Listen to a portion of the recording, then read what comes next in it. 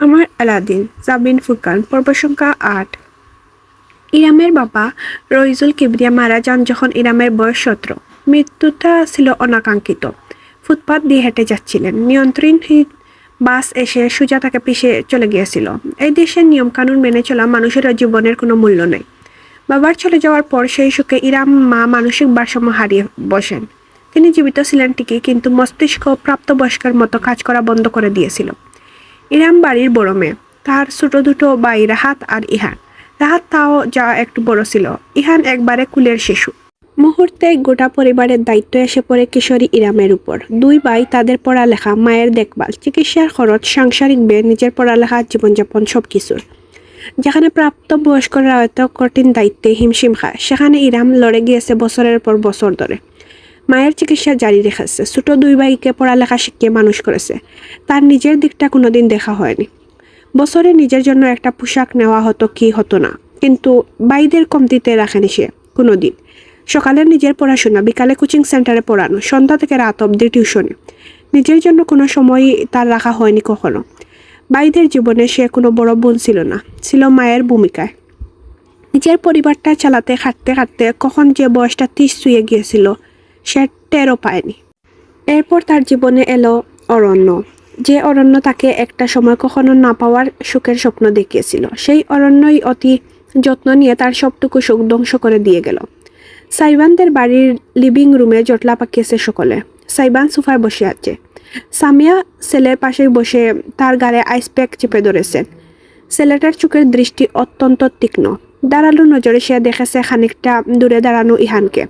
কিশোর ছেলেটাও কম যায় না। ব্রু কুচকে অত্যন্ত ঘৃণা নিয়ে দেখা যাচ্ছে সাইবানকে। বাকিরা সকলে ছড়িয়ে ছিটিয়ে দাঁড়ানো। অস্বস্তিকর নীরবতা ভেঙে প্রথম খেকিয়ে উঠল সারিকা। Great, just great. এখন ডিম থেকে সদ্য ফুটা একটা টিনেজ ছেলে এসে আমাদের বাড়িতে গুন্ডাগিরি করে যাবে। খুব ভালো। Sarika, please read the room. Misir শীতল গলা স্ত্রীকে সতর্ক করলো। তবে হঠাৎ করেই মুখ খুলল ইরা। না সারিকা, ঠিক বলেছ। বাড়ি এসে গুন্ডাগিরি করা মানার মতো বিষয় না। ইরামের স্নিগ্ধ রূপ বদলে গিয়েছে, তাতে বর করেছে কঠোরতা এবং দৃঢ়তা। নিজের ভাই ইহানের দিকে তাকালো সে। এই ধরনের অসভ্যতা আচরণ তোকে কে শিখিয়েছে ইহান? ইস, ওরা তোমাকে জবরদস্তি করতে পারে, আর আমি প্রতিবাদ করতে এলেই দোষ। মিথিলা ভাবি, রাহাত ভাইয়া, কেউ আমাকে জানানোর প্রয়োজন মনে করেনি যে তুমি আমাদের বাড়িতে গিয়েছিলে। আমি বুঝতেও পারিনি রাস্তার ওপারে বাড়িতেই তোমার বাস। আজ কিনা দুঃসাহস দেখিয়ে এই মহিলা যায় আমাদের বাড়িতে তোমার বিয়ের দাওয়াত দিতে। সিরিয়াসলি? সামিয়ার দিকে আঙ্গুল তুলে গর্জে উঠে ইহান। বয়সে ছোট হলেও গায়ের গতরে অনেকখানি লম্বা সে। ফিনফিনে পাতলা শরীরে ডুলা শার্ট আর ট্রাউজার। ইরামের ব্রু কুচকে গেল ক্রোধে। হাতের মুঠো শক্ত করে ফেললো সে নিজেকে নিয়ন্ত্রণে। এই মহিলা আবার কি? তারপরে তোর দাঁত ফেলে দেবো সব বেয়াদব। খালামণি হয় আমাদের, খালামণি হবে তোমার। আমাদের তো সৎ খালা। ইরাম নিজের হাতটা সহসা উঁচিয়ে ধরল, যেন উদ্দেশ্য ইহানকে চড় দেওয়া। তবে শেষ মুহূর্তে সে নিজেকে আটকে ফেলল। ইরাম নিজেকে আটকালেও আর চুপ বসে থাকলো না সাইবান। শটান উঠে পড়ল সোফা থেকে। সামিয়া শান্ত হওয়ার ইশারায় সম্পূর্ণ উপেক করে আইসপ্যাক মেঝেতে ছুঁড়ে ফেলে এগোলো। তাকে দেখতে শিকারীর মতো লাগছে। ইহানের মুখোমুখি দাঁড়ালো সে। কি বললি তুই পুংটা? আরেকবার বলতো। সাইবান হঠাৎ করে এমন বিপজ্জনক রুদ্রমূর্তি ধারণ করায় ইহান একটু হলেও বরকালো, তবে মাথা নত করল না। সৎ শেষও করতে পারল না ইহান। সাইবান হাত এগোলো বিদ্যুতের গতিতে। ছেলেটার কলার পাকড়াও করে এক ঝাটকায় রীতিমতো শূন্যে তুলে ফেললো। ইহান সাইবানের হাতে ঝুলতে লাগলো, তার পা মেঝে থেকে কয়েক ইঞ্চি উপরে, যেন পুতুল মাত্র। গর্জে উঠল সাইবান। Convince me. কেন আমরা এতক্ষণ তোকে কেটে কুচি কুচি করে ড্রেনে ভাসিয়ে দেওয়া উচিত না?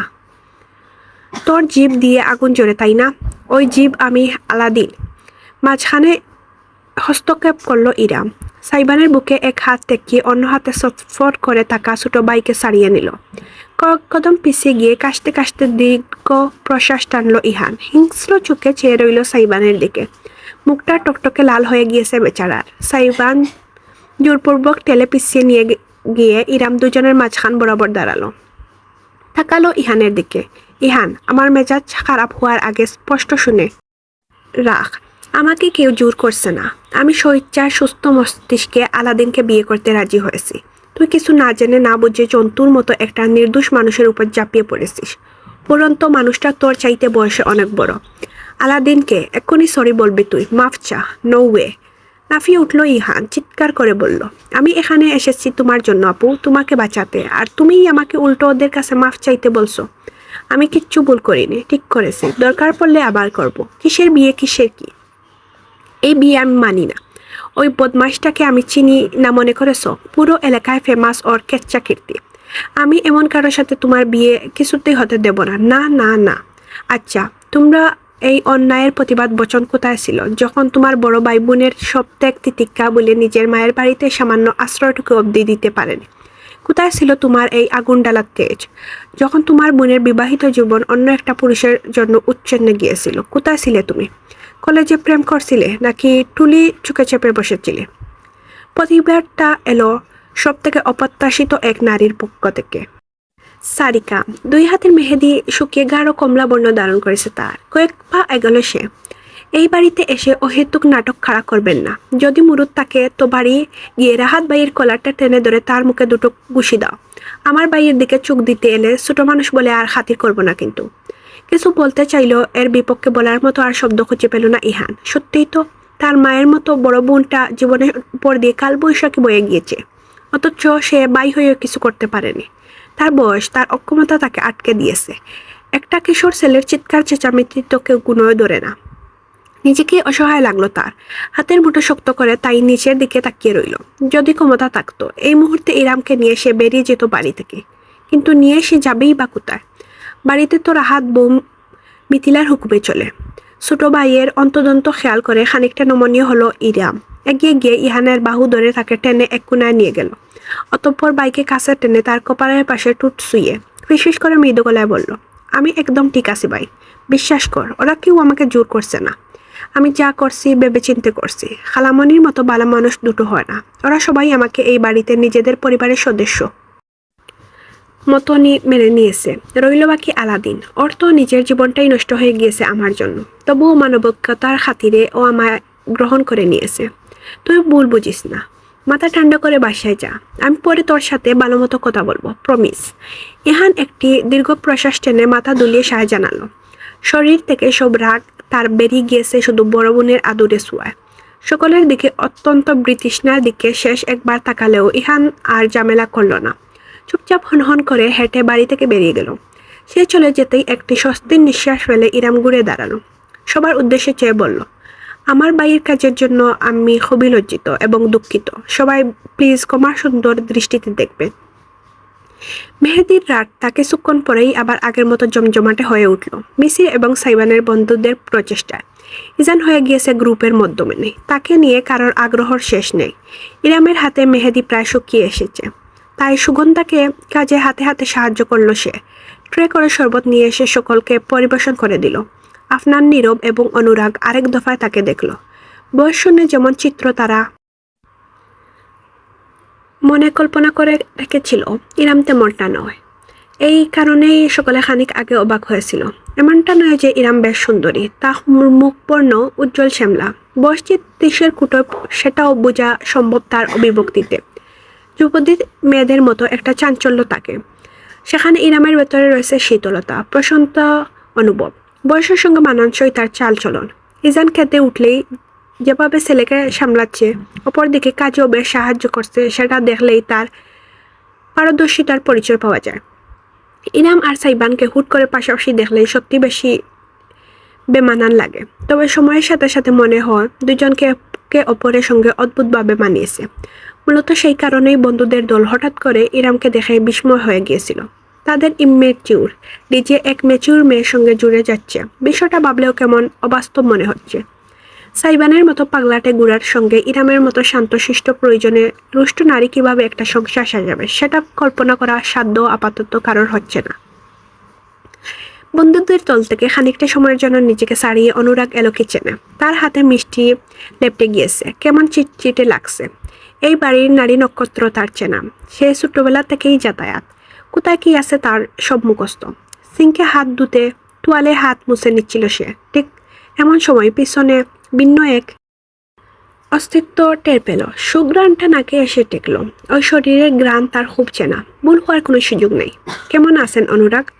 ধীরে সুস্থে ঘুরে দাঁড়ালো অনুরাগ। তার সামনে দণ্ডায়মান সারিকা জলজলে দৃষ্টিতে চেয়ে আছে। সিল্কি চুলগুলো কাঁধে দুপাশে ছড়িয়ে পড়েছে। অপূর্ব মায়া মায়া লাগছে মুখটা। কতদিন পরে দেখলো অনুরাগ মুখটা, হিসাব নেই।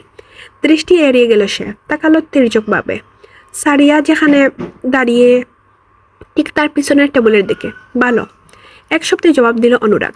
সারিকাও বুঝি কথা হারিয়ে ফেলেছে। নীরবে দাঁড়িয়ে নিজের পায়ের দিকে তাকিয়ে রইল রমণী। অনুরাগ গলা খাকরি দিয়ে সোজা হয়ে দাঁড়ালো। কতদিনের জন্য আসা হলো? বিয়ে শেষ হলে যাবেন? চোখ পিটপিট করলো সারিকা, যেন গুড় থেকে বেরিয়ে এসেছে। তেমনটাই পরিকল্পনা ছিল, কিন্তু আমাদের অ্যাপার্টমেন্টে রিনোভেশনের কাজ শুরু হচ্ছে। অছায় আমি ততদিন বাবার বাড়িতেই থাকি। ও, পরিহাসের হাসি আসলো অনুরাগ একটু হানি। ঠিক পরক্ষণে নিজেকে সামলায় নিল, চোখে আঙ্গুল চালিয়ে সোজা হয়ে দাঁড়ালো। যাকগে, শুনে ভালো লাগলো যে আপনি সুখে আছেন। সারিকার টুটে অতি শুল্ক এক বেদনার হাসি ফুটলো বুঝে। অনুরাগ দেখলো না, দেখতে চায় না, শুধু কষ্ট বাড়ে। আমি চাই, আমাকে বোধ হয় ওরা খুঁজছে। একটা বাহানা দিয়ে হনহন করে কিচেনের বাইরে দিকে এগোলো অনুরাগ। তবে সারিকার কণ্ঠস্বর তাকে জমে যেতে বাধ্য করলো। আপনি বিয়ে করছেন না কেন? প্রথমটায় কিছুটা বলল না অনুরাগ। সারিকা চাপসার দৃষ্টিতে দেখলো, তার কাজ জোড়া উঁচু হয়ে আবার ঝুলে পড়ল। সামান্য শব্দ তুলে হাসলো। এবার সিনহাদের ছেলে। অতপর একটি দীর্ঘশ্বাস ফেলে বলল, বিয়ে এখনো সময় হয়নি। ভগবান যখন চাইবেন তখন হয়ে যাবে, চিন্তা নেই। এইটুকু বলেই অনুরাগ বেরিয়ে গেল কিচেন থেকে। সারিকা তা দাঁড়িয়ে রইল, যতক্ষণ বান্দাকে দেখা গেল। কখন যে তার বাম চোখ বেয়ে এক ফোঁটা উষ্ণ অস্ত্র গড়িয়ে নামলো, সেটুকু টের পেল না। দ্রুত শাড়ির আঁচল দিয়ে চোখ মুছে ফেলে চেহারার জোরপূর্বক শান্তভাব ফুটিয়ে সে কিচেনের বাইরের দিকে হাঁটা দিল। যেই না সে বাইরে পা রেখাছে, অমনি এক অনাকাঙ্ক্ষিত দৃশ্যের মুখোমুখি হলো। দেয়ালের পাশে একদম নিঃশব্দে দাঁড়িয়ে আছে ইরা, হাতে খালি গ্লাস ভর্তি টে। খুব সম্ভবত কিচেনে এসব রেখা যেতে এসেছে। সারিকা ব্রু কুচকে খানিকটা শত্রুভাবাপন্ন দৃষ্টিতে তাকালো। এই মেয়ে কিছু শুনেছে নাকি? অথচ ইরাম যেমন শান্ত ছিল তেমনই শান্ত রইল। এগিয়ে এসে একদম নীরবে সারিকাকে পাশ কাটিয়ে কিচেনের ভেতরে আড়াল হয়ে গেল সে। ভোর রাত 4টা বেজে এসেছে। আর কিছুক্ষণ বাদ দিয়েই ফজরের ওয়াক্ত শুরু হয়ে যাবে। অথচ ইরামের চোখে কোনো ঘুম নেই। ইজান তার বুকের উপর পরম শান্তিতে নিদ্রাচ্ছন্ন। সারাদিনের কার্যক্রমে ওইটুকু দুধের বাচ্চা অমনভাবেই ঘুমাচ্ছে যে একবারও ইরামকে জ্বালাতন করার জন্য জেগে ওঠেনি। ইরামের শরীর যেন জিম ধরে আছে। আর মাত্র কয়েক ঘন্টা, এরপর তার জীবনে নেবে এক নতুন মোড়। সে কি পারবে এই লড়াইয়ে টিকে থাকতে? জীবনটা তো আর তার জন্য কখনোই ভালো কিছু বয়ে আনেনি। নানান চিন্তা তাকে বিশ্রাম নিতে বাধা দিচ্ছে। শেষমেশ হার মানল ইরা। ইজানকে বিছনায় শুইয়ে কুলবালিশ দিয়ে মাঝখান রেখে উঠে এলো। এলোমেলো চুলগুলো আছড়ে খোপা পেদে ওড়না গায়ে জড়িয়ে বেরিয়ে এলো বাইরে। সারা বাড়ি আদো অন্ধকার। সকলেই নিজেদের ঘরে বিশ্রাম নিচ্ছে। সকাল হতেই ব্যস্ততা শুরু হবে। ইরাম অতি নিঃশব্দে কিচেনে গিয়ে এক কাপ চা বানালো নিজের জন্য। অতপর গরম দোয়া উঠা কাপ নিয়ে হাঁটতে হাঁটতে বাইরের বাগানে গেল। শেষ রাতে খোলা ঠান্ডা বাতাসে প্রাণ জুড়িয়ে এলো বুঝে। গরম চা মস্তিষ্কের অনেক পেচ খুলতে সাহায্য করছে। ইরাম যখন সবেমাত্র একটু স্বস্তি অনুভব করছিল, তখনই খেয়াল করলো বাড়ির লোহার গেট হালকা খোলা। সেখান থেকে নিঃশব্দে গুটি গুটি পায়ে ভেতরে ঢুকছে কেউ। প্রথমে আবসা দেখা গেল, চুর টুর নাকে। ইরাম উত্তেজিত হয়ে কয়েক পা এগিয়ে থেমে গেল। সাইবান চুরের মতোই ভেতরে ঢুকছে। পরনে কালো সিল্কের পাজামা সেট, গুমনের পোশাক, চোখে মুখে একটা দূরততা, সঙ্গে দুষ্টুমির চাপ। নিশ্চয়ই কোনো কার্যসিদ্ধি করে এসেছে। তবে সব থেকে অবাক করা ব্যাপার, সাইবানের পায়ের কাছে কিছু ছোট্ট প্রাণীর অস্তিত্ব। 3টে ছোট ছোট ইঁদুর। হ্যাঁ, একদম মুরগির বাচ্চার সাইজের, সাদা এবং বাদামি বর্ণের ইঁদুরের ছানা। ইরাম প্রথমে নিজের চোখকে বিশ্বাস করতে পারল না। সাইবান বেশ খানিকটা এগিয়ে আসার পর ইরামকে দেখে থমকালো, তবে চোখে মুখে কোনো অভিব্যক্তি ফুটতে দিল না। শুধু হালকা একটু কেশে শুধালো, ঘুমাননি এখনো? তবে ইরামের সমস্ত মনোযোগ এখনো সাইবানের পায়ের কাছে গুড়গুড় করতে থাকা ইঁদুরের ছানার দিকে। তুমি কোথা থেকে ইঁদুর ধরে এনেছো? ইরাম বিস্ময় নিয়ে জিজ্ঞেস করতেই সাইবান চোখ মুখ কুচকে ফেললো, যেন অপমানিত হয়েছে। ইঁদুর? ইঁদুর তবে আপনার ভাই। এগুলো হ্যামস্টার, আমার বাচ্চারা। ফেলফেল করে চেয়ে রইল ইরাম। সাইবান নুয়ে নিজের হাতের তালুর উপর 3টে হ্যামস্টারকে তুলে নিয়ে বুক পকেটে ভেতর রাখলো। 3জনই ঠাসাঠাসি করে বসে মুখ বের করে দাঁত দেখাতে লাগলো। আঙ্গুল তুলে পরিচয় করিয়ে দিল সাইবান। দবদবে সাদাটাকে প্রথমে দেখিয়ে বলল, ওর নাম চেঙ্গিস খান। ইরামের মাথায় বুঝি বাজ পড়ল। মানুষকে বহু ধরনের প্রাণী সে পালতে দেখাচ্ছে, বিড়াল, কুকুর, পাখি, মাছ, গরু, কিন্তু ইঁদুর, তাও এমন বলের মতন কিউট প্রাণীগুলো পালছে কিনা একটা জোয়ান ছেলে মানুষ, যার চরিত্রের সঙ্গে কিউট শব্দটা একবারেই যায় না। উপরন্তু পালিত পশুগুলোর নাম মানুষ ছোট্ট ছোট্ট শব্দে রাখে, লালু, কালু, টম, টমি, পুচু, কুচি, কত কি। সাইবান কিনা ওই ইঞ্চি কয়েক সাদা পশমের বলটার নাম রেখেছে চেঙ্গিস খান। এসব মানা যায়? সাইবানের ইরামের হতবিহ্বলতার প্রতি বিশেষ মনোযোগ নেই। আঙ্গুল দিয়ে সে সাদা আর বাদামি পশমের মিশেলে হ্যামস্টার দেখিয়ে বলল, কিম জং হিটলার। সবশেষে গোটার প্রায় বাদামিকে দেখিয়ে বাঁকা হেসে জানালো, আর এটা বারাক ওসামা। ইরামের প্রচণ্ড হাসি আসছে, অট্ট হাসতে ইচ্ছা করছে। টুটে টুট চেপে সে শক্তভাবে চায়ের কাপ ধরে রাখলো। তিনটা আদুরে ছোট্ট ইঁদুর বড় বড় মায়াবী চোখে তার দিকে চেয়ে আছে। আর এদের ডাকতে হবে কিনা চেঙ্গিস, হিটলার, ওবামা, তুরি, ওসামা বলে। ওরা বাচ্চা দিলে কি নাম রাখবে? বখতিয়ার খলজি নাকি লর্ড ক্লাইভ? খিলখিল করে হেসে উঠল সাইবান। ছেলেটা সবসময় হাসে, তবে সেই দুষ্টুমি হাসির সঙ্গে এই হাসির একটা বিস্তর ফারাক আছে। সাইবানের তীক্ষ্ণ সুচালু দাঁত দুটো টুটের দুপাশ থেকে বেরিয়ে এসেছে। খানিকটা ভ্যাম্পায়ার গুসের দেখতে লাগছে। অকৃত্রিম হাসিটা দিকে ইরাম প্রয়োজনের চাইতে খানিক বেশি সময় ধরে কেন তাকিয়ে রইল বুঝতে পারল না। ভালো আইডিয়া, কিন্তু আপনি ফেল। নাম দেওয়ার কম্পিটিশনে আমি সবার আব্বু লাগে। খানিকটা ভাব নিল সাইবান, পায়ে পায়ে এগোলো। তারপর হুট করেই ইরামের হাত থেকে আধা খাওয়া চায়ের কাপটা নিজের হাতে নিয়ে চুমুক দিল। এই আমি এটা খাচ্ছিলাম।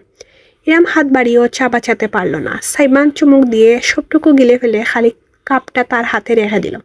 জিভ দিয়ে টুট চেটে নিয়ে বলল, মম ডেলিশিয়াস।